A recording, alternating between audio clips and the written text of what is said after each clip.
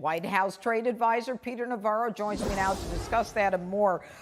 Good evening, Peter. I would like to start with a comment made by former President Barack Obama at a commencement speech just a few hours ago, where he knocks, quote, the folks in charge, basically saying that the government officials in charge of responding to coronavirus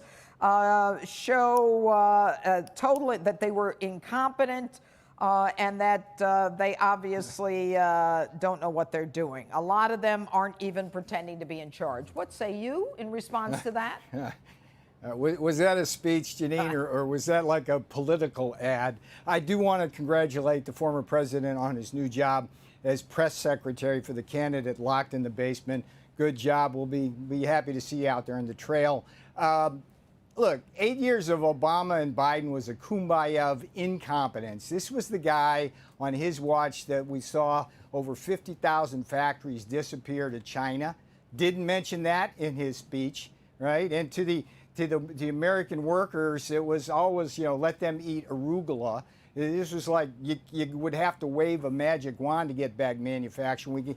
Donald J. Trump got 500,000 manufacturing jobs back. So I'm a little surprised at the former president coming out like that. But again, as Biden's press secretary, he's going to do that.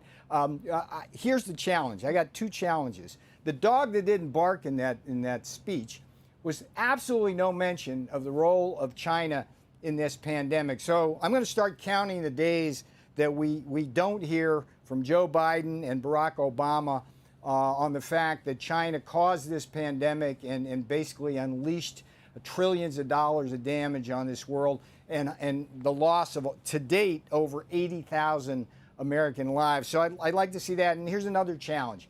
Do you think that the Obama-Biden administration ever could have stood up a ventilator factory in 17 days?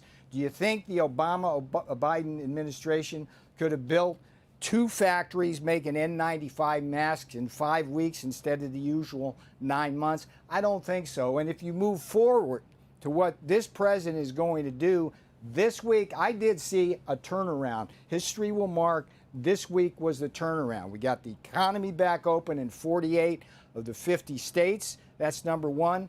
President Donald J. Trump announced a strategic stockpile in his image: smarter, stronger, more resilient. We have a vaccine Manhattan Project that is going to basically get us to a vaccine in what I call Trump time, which is as soon as possible, with a goal in December. And we can talk about how we might get to that. And these are the kinds of things, along with building the best economy in the last 50 years, that Barack Obama and Joe Biden never could have done, and Joe Biden never will do in his lifetime.